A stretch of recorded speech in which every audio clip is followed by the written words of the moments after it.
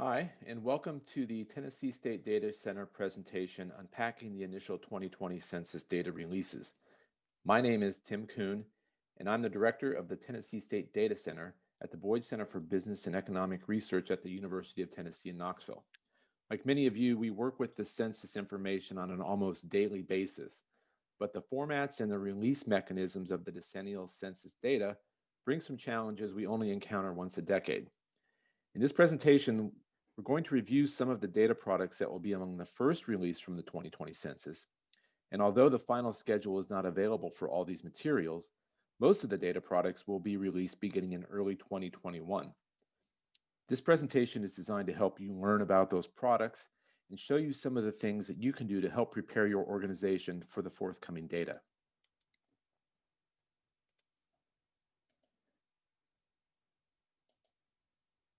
We'll cover three things during this presentation. First, we'll review the initial 2020 census data products and their current release schedule. Then we'll learn about a few ways that they'll be made available to data users in the state. And finally, we'll go into some of the steps that are needed to process the data and provide some information about accessing the prototype data files that can help your organization stage a quick release when the products finally flow. There are four initial 2020 census data products that will be released, but we'll be focusing on the geographic products and the redistricting data because they include the sub-state level data such as the city and county population totals that are important to communities across the state.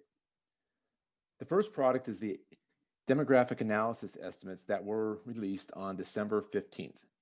The demographic analysis uses birth records, death records, data on international migration, as well as Medicare enrollment and other administrative records to estimate the size of the US population. It's only available at the national level, but it includes some statistics about age, race, and Hispanic ethnicity. The second product, the apportionment counts, will be released as close as possible to the December 31st statutory deadline, but because of the extended data collection related to the COVID-19 pandemic, delays are expected and a final release date has not yet been set. This release will include the resident population of the state of Tennessee and the state's apportionment of the congressional seats for the next decade. Then beginning on January 22nd through February 28th, geographic products, which will include PDF maps, geographic information systems such as shapefiles, will be released on a flow basis. The data will include new geographies such as census tracts, block groups, and census block features that can be associated with later releases of the redistricting data summary files. Finally, then, as close as possible to March 31st, the Public Law 94-171 redistricting dataset will be released.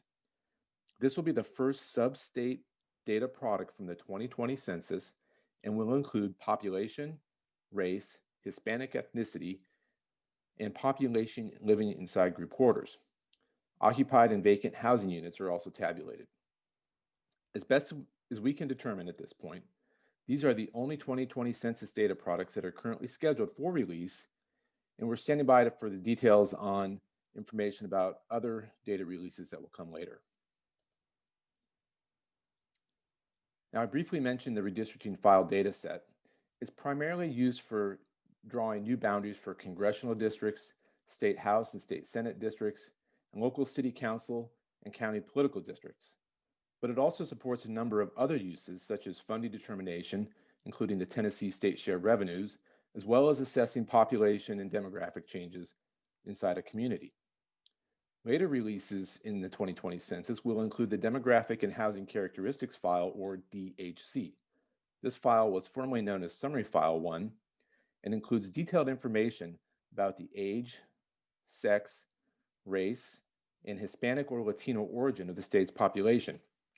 The DHC also includes information about household types, household sizes, family types, and family sizes. Information in the DHC includes data about the occupancy status and vacancy status, as well as tenure, which is whether or not a housing unit is owner or rental occupied. Demographic profiles are an additional product that include detailed age and sex information.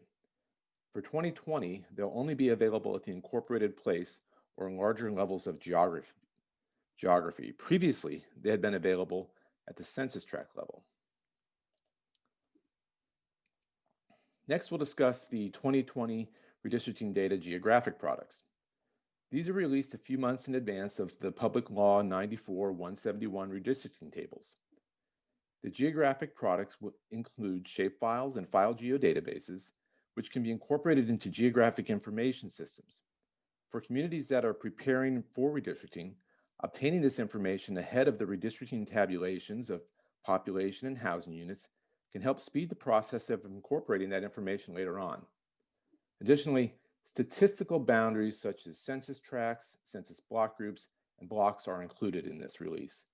The block group and tract boundaries will be used for the next decade to tabulate other census data products like the American Community Survey that are important to many data users.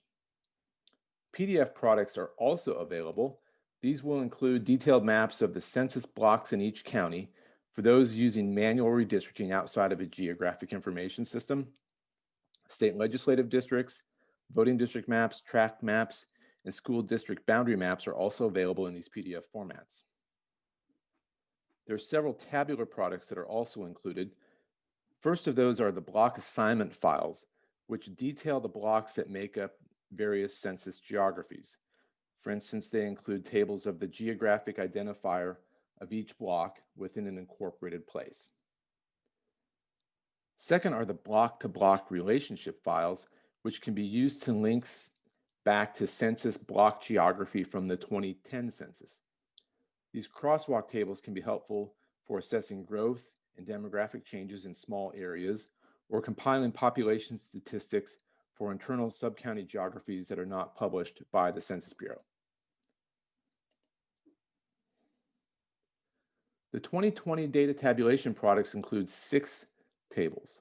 Table P1 provides information about race. This includes white, Black or African American, American Indian and Alaska Native, Asian, Native Hawaiian or other Pacific Islander, as well as some other race. Further iterations are available for people who indicated they were of 2 or more races, up through people choosing 6 or more races in combination. Table P3 provides those same racial breakdowns by Hispanic or Latino ethnicity. As a reminder, people of Hispanic or Latino ethnicity can be of any race. One new table for 2020 is Table P5, which includes information on the details of the population living inside of group quarters. A group quarter is a place where people live in a facility that is owned or managed by another entity, and that organization provides housing as well as other service to the residents living there. These can include places like correctional facilities for adults and juveniles, skilled nursing facilities such as an assisted living or a nursing home, as well as college and university on-campus housing. Now I'll transition to a discussion about accessing redistricting data files, including the Geographic Information Systems data, more commonly known as TIGER. There'll be 3 ways to obtain the data. Official recipients of the redistricting data, which in Tennessee will include the governor's office and the state legislature, receive a DVD-based product that is mailed to them 1 day in advance of the release to the general public. They'll also be able to obtain this information via an embargoed version of data.census.gov. At this time, there are not plans to make the DVD release generally available outside of those official recipients. For most users, the tabulation products will be accessed through data.census.gov. This is the Census Bureau's primary data retrieval platform, and it's useful for getting statistics at a variety of geographic levels, including states and counties, as well as legislative and voting districts. Additionally, users will have the capability of making statewide data downloads down to the census block level for each of the 5 redistricting tables. Finally, expert users will be able to download the 5 PL tables via FTP for an entire state and for individual counties within a state. For data users wanting to obtain a large amount of data, the FTP may be the best solution. Additionally, because the formats retrieved via FTP are provided in prototype data files, administrators can stage the redistricting tables in advance within their database systems and then append the PL data when it becomes available to facilitate a rapid release. The DVD that will be provided to the governor's office and the state legislature includes a standalone executable that can be used to extract both tables and reports. When making extracts, the software currently limits the user to the selection of a single geographic level. In this screenshot, we're showing the 2018 redistricting data prototype for Providence County, Rhode Island, and showing the selection of a single geographic level counties. The software also provides some useful reports. These include higher level reports about race, Hispanic ethnicity, and housing units, as well as very detailed information about race and ethnicity in combination. In this example, we're showing a summary report that provides information from tables P1 and P3 about the total population, population by one and two or more races, also shown as population that is of Hispanic or Latino ethnicity.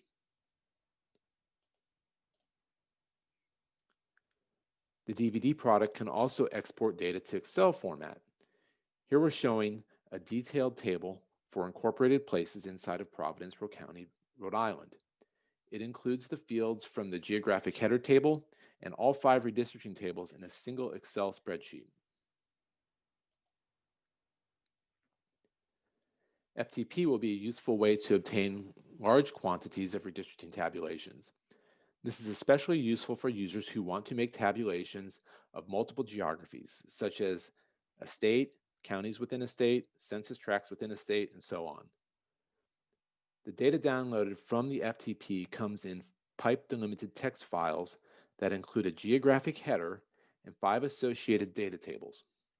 Although there are actually 5 physical files that can be downloaded from the FTP, they can be thought of as one logical file, which together composes a 300+ column table.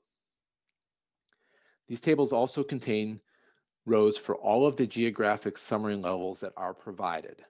That is, the tables contain rows for counties, places, tracts, block groups, voting districts, legislative districts, among others, and all of these can be filtered by the end user. For many FTP users, one of the first things that will need to be done after downloading the zipped redistricting data files will be to convert them to a format that's compatible with popular Windows products. The character that indicates the end of a line in these text files needs to be converted from a Unix-style carriage return line feed to one that is compatible with Windows. This is done by opening a PowerShell window and using a command to set the encoding as is shown in the example. A link to an article detailing this step is also provided in the video description. The second step is to identify the logical record number column in each of the 5 tables. This column can be used to join the data tables to the geographic header table. Any one or all 5 of these tables, P1 through P5, can be joined to the geographic header table using this logical record number field. The steps to perform the actual table joins vary across platforms and database systems, so that won't be covered as part of this presentation. As we mentioned at the beginning of the presentation, many communities have deadlines that require them to process the redistricting data quickly and to begin drawing new political districts. In Tennessee, this is especially true for municipalities with elections scheduled for the fall of 2021, who might like to have their districts in place for primary election filing deadlines. The availability of prototype, geographic, and redistricting data summary files is useful for building and testing systems in advance of the official data release. The prototype data files include GIS data in Shapefile format, as well as the pipe delimited text files with a schema matching the official data that will be released later on.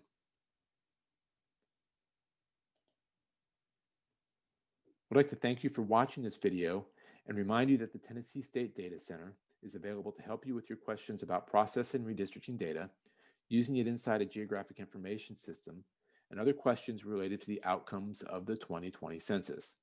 Our contact information is shown on the screen, and be sure to follow us on social media and subscribe to our newsletter for additional updates.